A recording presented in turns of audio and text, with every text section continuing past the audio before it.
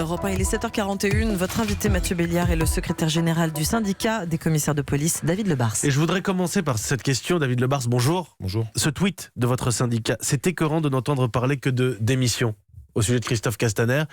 C'est indécent, ces polémiques politiques? C'est indécent et ça ne respecte pas l'état d'esprit des policiers.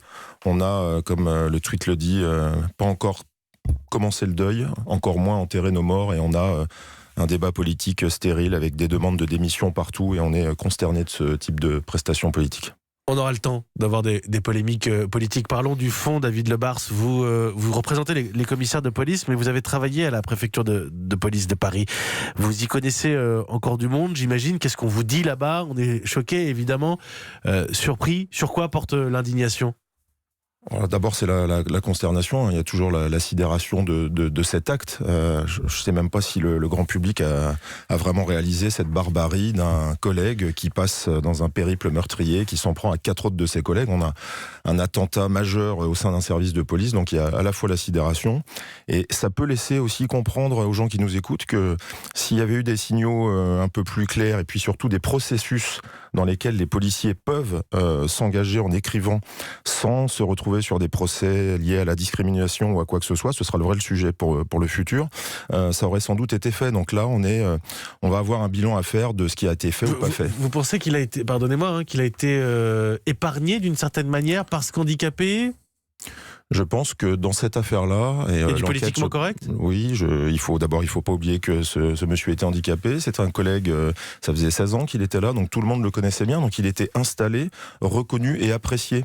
Et quand on a un collègue qui peut-être donne des signes de changement, ça n'est pas si simple de devoir écrire ou dire les choses. En tout cas, dans la police, il faut le rappeler, les choses ne se font et les processus ne s'enclenchent que si on écrit. Les oraux ou les paroles ne suffisent pas. Et aujourd'hui, c'était clairement insuffisant, on l'a expliqué. Il y a une grosse inquiétude sur ce profil, le profil de Mickaël Harpon, c'est son habilitation secret défense.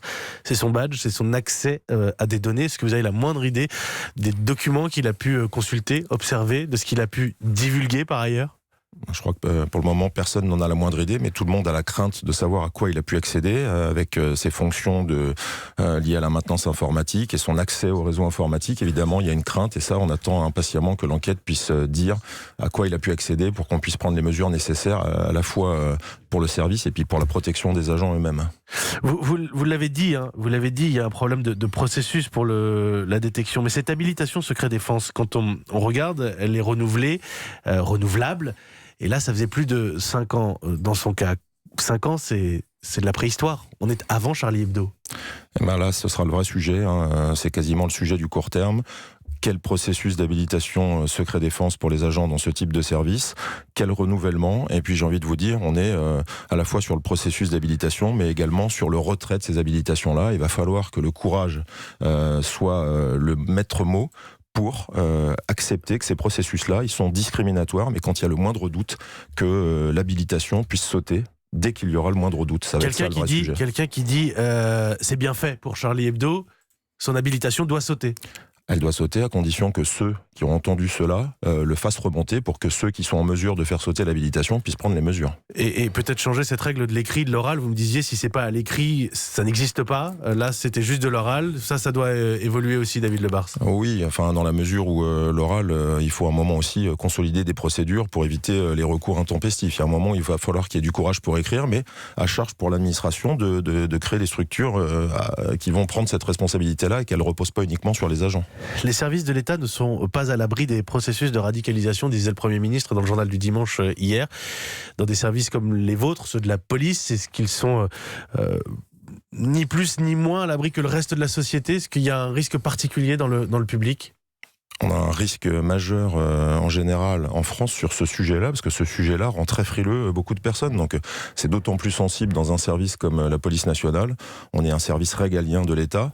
On est censé employer des policiers. Alors pour le coup, là, l'auteur était un administratif, il n'avait pas accès à une arme, mais preuve en est, il a acheté un couteau. Mais la question, c'est comment on va gérer dans le futur ce risque de radicalisation dans des services régaliens, mais pas seulement.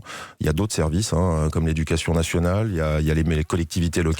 Comment on va pouvoir mettre en place des processus qui permettent d'écarter les agents qui présentent des doutes? C'est ça le vrai sujet du futur. De quelle frilosité est-ce que vous parlez? Je vous sens, David Lebars, si je peux juste le dire, assez agacé, peut-être même un peu en colère.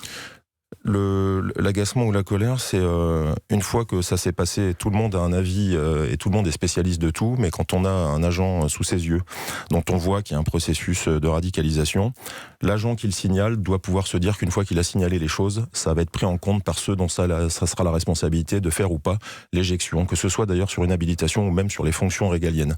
Moi, je connais des situations où des agents ont pu être signalisés et ils sont encore en poste parce qu'il y a une frilosité, on est au carrefour de la discrimination, du racisme aussi, il faut le dire, de certains procès qui guettent et qui fait que les agents ne peuvent pas être seuls face à ce risque. Il faut que leur administration puisse les couvrir. Merci David Lebars. Merci beaucoup d'être venu dans le studio d'Europe 1 ce matin, secrétaire national du syndicat des commissaires de police. Il y a beaucoup de choses qui ont été dites, on va retrouver cette interview sur europe1.fr et on aura l'occasion de vous retrouver. Je rappelle aussi que nous allons suivre ce dossier tout au long de la semaine. Merci d'être venu répondre à nos questions en direct, il est 7h47.